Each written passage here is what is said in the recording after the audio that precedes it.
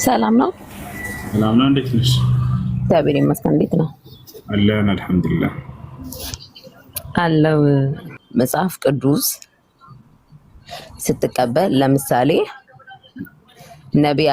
ነቢይ ያለው አንተ እንዳወራከው ሰው ነው አይደለ? ትቀበላለህ። ስለዚህ ጌታ ያለውም ሰው ከሆነ መቀበል አለብህ። ከአንድ መጽሐፍ ውስጥ አንዱን ተቀብለ አንዱን አልቀበልም ማለት አትችልም። የኢየሱስ ክርስቶስን ነቢይነት የተናገሩት ሰዎች ናቸው። ራሱም ተናግሯል አልክ። ስለዚህ ራሱ ባይብል ላይ ደግሞ ሰውም ራሱ ክርስቶስም የተናገረውን መቀበል አለብህ። ነቢይ እንደሆነ እንደተቀበልክ ሁሉ መጽሐፉ ላይ ጌታ መሆኑንም የተነገረበትን ለምን አትቀበልም ነው።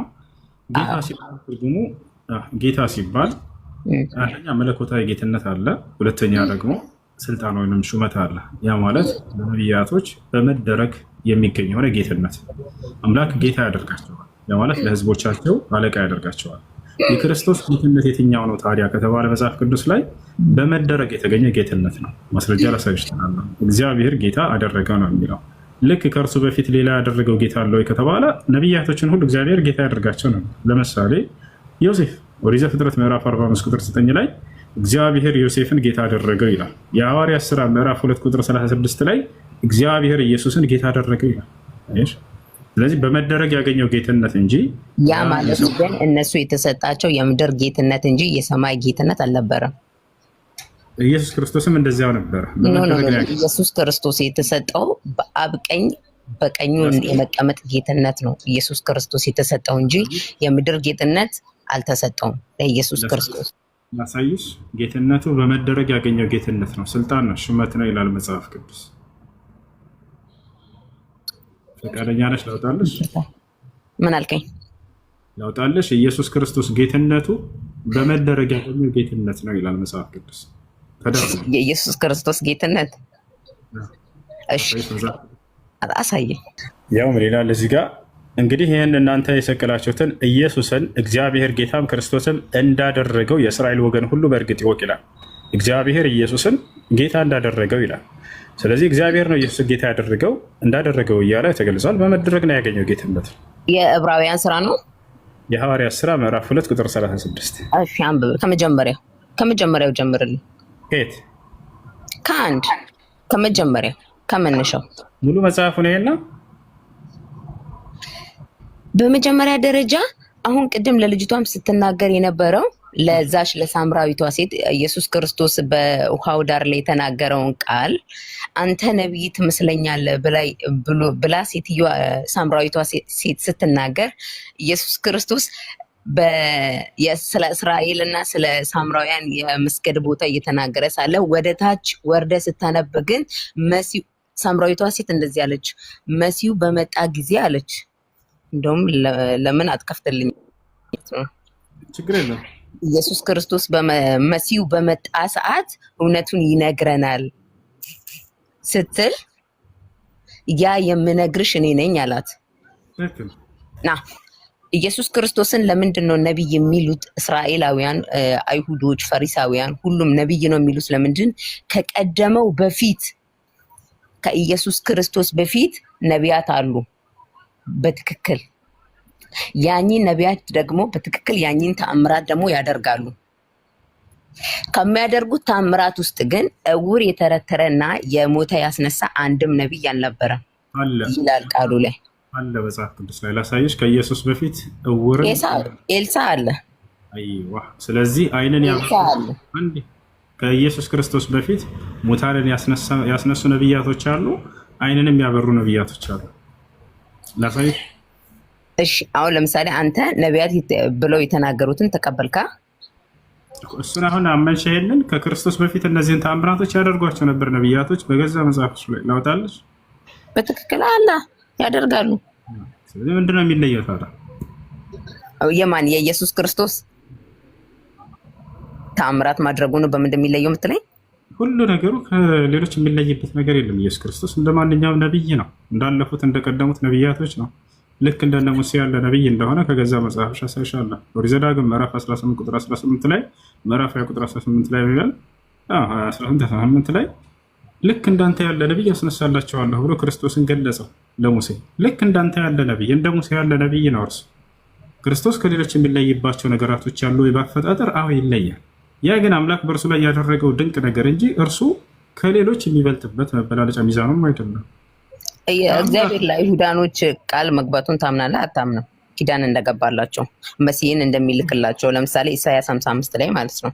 መሲሁ እንደሚመጣ ችግር የለውም። መሲሁ ነው ብለን እኛ በምን አይነት መንገድ ይመጣል አለ? መሲህ እንደሆነ እናምናለን። ግን የመጀመሪያው መሲህ እርሱ ብቻ አይደለም፣ በርካታ መሲህ አሉ መጽሐፍ ቅዱስ ከፈለግሽ አሳይሻለሁ። ማለት ከኢየሱስ ክርስቶስ ሌላ መሲህ አለ ነው የምትለኝ? ነፍ በጣም ብዙ። እሺ አሳየኝ። መጽሐፈ ሳሙኤል ላይ እነሆኝ በእግዚአብሔርና እርሱ በቀባው ፊት መስክሩብኝ እያለ ይናገር። በእግዚአብሔር እና እርሱ በቀባው ፊት መስክሩብኝ፣ የማንን በሬ ወሰድኩ፣ የማንንስ አህያ ወሰድኩ፣ ማንንስ ሸነገልኩ እያለ ይናገራል። እዚህ ቦታ ላይ የቀባው የሚለው ላይ የአረበኛው ላይ ሄደች ብታዩ መሲሁ ወይንም ክርስቶስ ተብሎ ነው የተቀመጠው። በጣም በርካታ መሲሆች ነበሩ። እነ ዳዊት የተቀቡ ናቸው፣ እነ ሰለሞን የተቀቡ ናቸው፣ መሲሆች ናቸው። የዕብራይስጥን ሄደች ብታዩ እንዳለ መሲህ ወይንም በግሪከኛው ክርስቶስ ብሎ አስቀምጧቸዋል። ያ ነው። ክርስቶስም እንዲሁ በዘመኑ ለእስራኤል ሰዎች ተቀባ። እርሱም ይሄን ማዕረግ ራሱ ያገኘው በመቀባት ነው። ማን የቀባው? ኢየሱስ ክርስቶስን አምላኩ። ማን ነው አምላኩ? እግዚአብሔር። ላሳይሽ መጽሐፍ ቅዱስ ላይ እኮ በማ በኩል ቀባው? ለምሳሌ ሁሉም ነቢያት የተቀቡበት የየራሳቸው ሰው አላቸው። ኤልሳዕንም ኤልያስም ሁሉም ማለት ነው። ስለዚህ ኢየሱስ ክርስቶስም ይሄንን ማዕረግ ያገኘው በመደረግ ነው። ማን ቀባው? አምላኩ ቀባው። ላሳይሽ ማስረጃ ላውጣልሽ። ኢየሱስ ክርስቶስን የቀባውን አካል አውጣልኝ። አይሽ ጽድቅን ወደድክ አመፃንም ጠላህ። ስለዚህ እግዚአብሔር አምላክህ ከጓደኞችህም ይልቅ በደስታ ዘይት ቀባህ ይላል። ማን? እግዚአብሔር አምላክህ። ኢየሱስ ክርስቶስን እግዚአብሔር አምላኩ ነው የቀባው። ሌላም ልጨምርልሽ። ያው እግዚአብሔር የናዝሬቱን ኢየሱስን በመንፈስ ቅዱስም በኃይልም ቀባው። እርሱም መልካም እያደረገ ለዲያብሎስም የተገዙትን ሁሉ እየፈወሰ ዞረ፣ እግዚአብሔር ከእርሱ ጋር ነበርና ይላል። ስለዚህ ማን የቀባው? እግዚአብሔር። በጣም በርካታ ጥቅስ ሰጥሻለሁ። የቀደሙትንም እግዚአብሔር ሲቀባቸው እንደነበር ኢየሱስ ክርስቶስንም እግዚአብሔር ነው የቀባው። ይህ መሲህ የሚለው ማዕረግ ነው፣ ሌላ ነገር አይደለም። በመደረግ የሚያገኙት የሆነ ስልጣን ነው። ማን የቀባው? አምላኩ። አምላክህ ተብሎ ቃል በቃል ተቀምጧል። ኢየሱስ ክርስቶስ አምላክ እንዳለው ያስተምራል መጽሐፋቸው። ነገር ግን አይ አምላክ የለውም ራሱ አምላክ ነው እያሉ ይሸውራቸዋል። እስከ መቼ ድረስ? ማን? ኢየሱስ ክርስቶስ አምላክ እያለ አምላክ እንዳለው ይናገራል። ኤፌሶን ምዕራፍ 1 ቁጥር 3 የኢየሱስ ክርስቶስ አምላክ ይባረክ ይላል። ማን ኢየሱስ ክርስቶስ አምላክ ብላችሁ ለምን አትጠይቀው? ኢየሱስ ክርስቶስ ራሱ ይናገራል። ወዴት እንደሚሄድ ሲናገር መጨረሻ ላይ ወደ አምላካችሁ ልሄድ ነው በቃ አድርጋለሁ ብሎ ነገራቸው።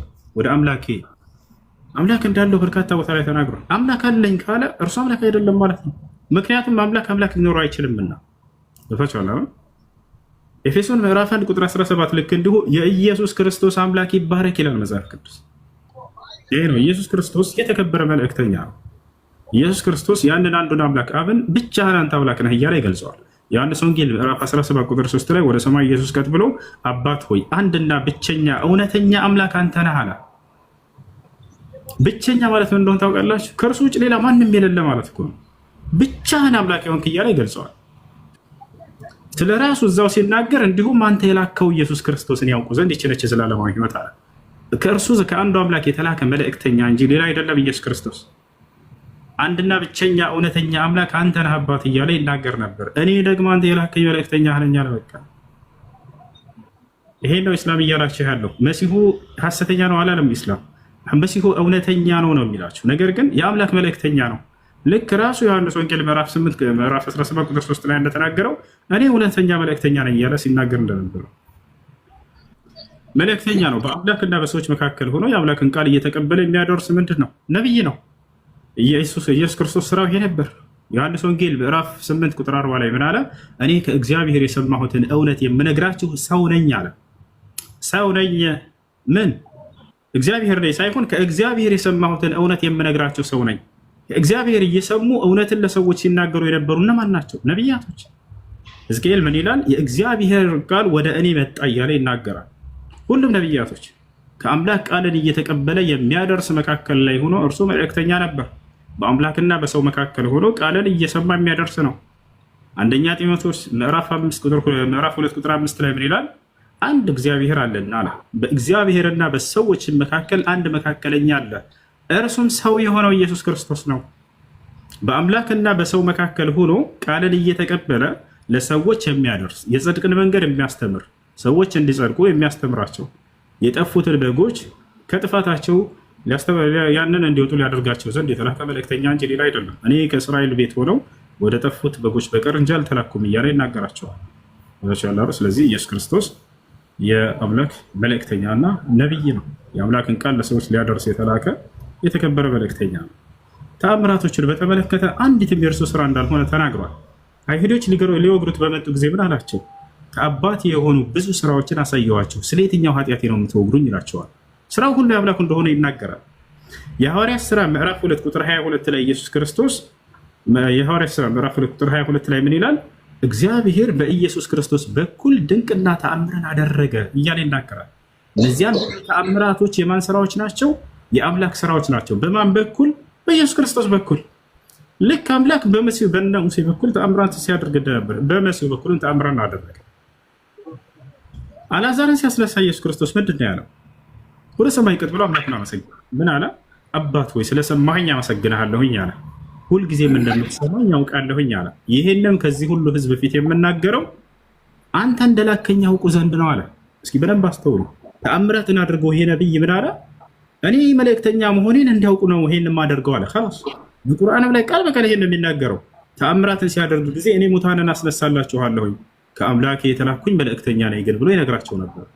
ታውቃላችሁ? ወረሱለን ኢላ በኒ እስራኤል እኔ ወደ እስራኤል ልጆች የተላኩኝ መልእክተኛ ነኝ ካለ በኋላ ከዛ ተአምራትን እንደረደረ ከዚህም ትረዳላችሁ የመልእክተኛነቱ ማረጋገጫዎች ናቸው ተአምራቶች እንጂ የአምላክነቱ ማረጋገጫ አይደለም። ታውቃላችሁ? ነብያትን ይሄን ሁሉ ተአምር እየሰጠ የሚልከው አምላክ ከአምላክ ዘንድ የተላኩ እውነተኛ መሆናቸው ሊያስመሰክርላቸው ዘንድ ነው። ሐሰተኛ እንዳልሆኑ ይታወቅባቸው ዘንድ ነው። እሺ ግን አንድም ነቢያት ወደ ምድር ይመጣል። የኃጢአትን ስርየት ግን አንድም ነቢያት አላሰጡንም። ኢየሱስ ክርስቶስ ፍጹም ሰው ነው፣ ፍጹም አምላክ ነው። ይህንን በደንብ እንቀበላለን እኛ ማለት ነው። ፍጹም ሰው ፍጹም አምላክነትን በደንብ እንቀበላለን። 100% ሰው ነው፣ 100% አምላክ ነው። ያ ማለት አራት ወንጌላት አሉ፣ ማቴዎስ፣ ማርቆስ፣ ሉቃስ፣ ዮሐንስ። ማቴዎስ የኢየሱስ ክርስቶስን ልጅነት ይናገራል። የማን ልጅ መሆኑን? የአብ ልጅ መሆኑን ይናገራል። ማርቆስ፣ ሉቃስ አገልጋይ መሆኑን ይናገራል። ሌላኛው ደግሞ ዮሐንስ ደግሞ ኢየሱስ ክርስቶስ ራሱ አብ እንደሆነና ኢየሱስ ክርስቶስ ራሱ እግዚአብሔር እንደሆነ ይናገራል። ዮሐንስ ወንጌል ማለት ነው። ያ ማለት እግዚአብሔር ከሰው ጋር በአዳም ምክንያት በዔድነ ገነት ከተጣለው ከዛ ኃጢአት ልቅ እግዚአብሔር ዘፍጥረት 3 ላይ ከሴቲቱ የሚመጣው ራስን ይቀጠቅጣል አለ። ከዛ ካለፈ በኋላ አዳም ባመጣው ኃጢአት እግዚአብሔርና ሰው ተቆራረጠ። እግዚአብሔርና ሰው ተቆራርጦ በምን አይነት መንገድ የኃጢአት ስርየት ይሰጥ ነበር? ስርየት አይደለም የሚሰጠው፣ የኃጢአት ይሸፈን ነበር። የሚሸፈነው በምን አይነት መንገድ ነው? ሌዋውያን አሉ። ክህነት የሚሰጣቸው ሌዋውያን ብቻ ናቸው። እና ሌዋውያን ከነሱ ካህን አለ። በአመት አንዴ መጥቶ ወደ ቅድስተ ቅዱሳን ገብቶ የኃጢአትን ለአብ የሚናዘዝ አንድ አለ። አንተ ለሰራህ ኃጢአት ሄደን ለካህኑ ትነግረዋለህ። ፋኖስም ይሁን ምንም ታደርጋለህ፣ መስዋዕት ማለት ነው። ከዛ በኋላ ያ ሊቀ ካህኑ ወደ ቅድስተ ቅዱሳን ገብቶ ወደ አብ ያደርሳል፣ ስለኛ ኃጢአት ማለት ነው። ሊቀ ካህኑ ያንን በቅድስተ ቅዱሳን አንድ ከቅድስተ ቅዱሳን ውጭ ቅዱሳን አለ። ቅድስተ ቅዱሳን ሌዋውያን ወይም የሌዋውያን ዘር ወይም ክህነት ያላቸው ካህናት ብቻ ነው የሚገቡት። ከዛ ቀጥሎ ቅድስታት አሉ። እዛ ውስጥ የሚገቡት አይሁድ ነው፣ እስራኤላውያን ብቻ ነው። እኛ አህዛቦች ደግሞ ከአጥር ውጭ ነን፣ ለኛ አይፈቀድም። ለኛ ለአህዛቦች ማለት ነው። ያንን የጥልን ግርግዳ ሊያፈርስ እግዚአብሔር በኢሳያስ በኩል እስራኤላውያን ቃል አለ ያንን ሊያደርግ ከድንግል ማርያም እንደሚመጣ አንዲት ልጅ ከ3 ቀን ምናምን በፊት መታ በውስጥ ትጽፍልኛለች። በጣም የቄስ ልጅ ነች እና ረጅም ነገር ነው የጻፈችው። ከልጅነት ጀምሬ የሚነሱ ጥያቄዎች አሉ። አምላክ እንዴት ስለ ሰው ልጆች ኃጢአት ሞተ ተብሎ ምናምን እንዴት የአዳምን ኃጢአት እኛ ልንሸከም ቻለን የሚል ምናምን ብላ ብዙ ጥያቄዎችን ጠየቀች እና እንትን ካለች በኋላ መስለን ፈልጋለሁ እኛ ላይ ሰለመች። ቅድም ጓደኞቿ ደውለው እዚያ አባቷ እንደገደላት ምናምን ነገር ቤተክርስቲያን እንድትሄድ ከታዘዘች በኋላ እሷ ከዚያ የሚከታተሉ ሰዎች ያደረገባት እዛ እንዳልሄደች እና ከሙስሊም ጓደኞቿ ጋር እንደሄደች ምናምን ይሄን ነገር ከዚያ ቀደም 2 ናቸው ደውለው ይገላታል ምናምን ብለው ነገሩኝ። የዛሬ ዓመትም ታስታውሳላችሁ፣ ጎንደር ላይ ነው ጎጃም ላይ እዚህ መታ የሰለመች ልጅ ጓደኛዋ መታ እዚህ ገስት ላይ ስትናገር፣ እሺ ለማንኛውም የምትሰልሙ ልጆች ለቤተሰብ መናገር ግዴታ አይደለም፣ አትናገሩ። እርሷ አልተጎዳችም፣ እርሷ ሸሂድ ነች በአላህ ፍቃድ። ገብታችኋል? መናገር ግዴታ አይደለም ለቤተሰብ። ለማንም አትናገሩ፣ ለማንም አትናገሩ። ሰለማችሁ አይደለ? በእናንተና በአላህ መካከል ቤተሰቦቻችሁ በጣም ጠንካራ ከሆኑና በእናንተ ላይ አደጋ የሚያደርሱባችሁ ከሆነ የዛኔ ከቻላችሁ ሚስጥር አድርጎ የሚያስቀምጥላችሁ ጓደኛ፣ ሚስጥረኛ ጓደኛ ካለቻችሁ ከእርሷ ጋር ሄዳችሁ አምልኮ መፈጸም፣ ሶላት ሰግራችሁ መመለስ ትችላላችሁ። ያን ቤተሰብ እስኪያውቅ ድረስ ምናምን አትሆኑ። ገብታችኋል? አላህ ሙስተዓን። ወላሂ ለአዚም እኔ የዓለም ክርስቲያኖች ያለሁ፣ ነገር ግን እንደ ኢትዮጵያ ክርስቲያን በጣም አደገኛ ክርስቲያን አላየሁም።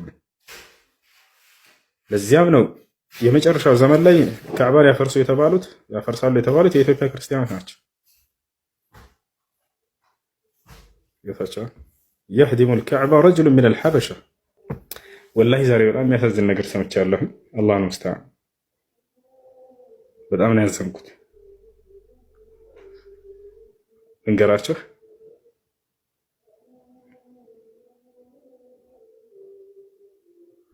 በጣም ነው ያዘንኩት። ቴክስቱን ላሳያችሁ ይችል ነበረ።